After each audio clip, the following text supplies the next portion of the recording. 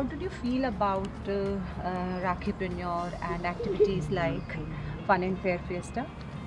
I really enjoyed the Rakhipreneur and the Fun and Fair Fiesta. It was exciting to make Rakhis and then sell them. Very good. What did you learn from participating in these events?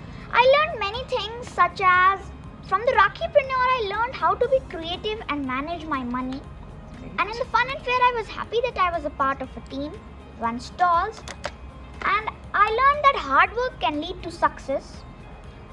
I also realized the importance of teamwork, responsibility, and how to interact with others in a fun and organized way.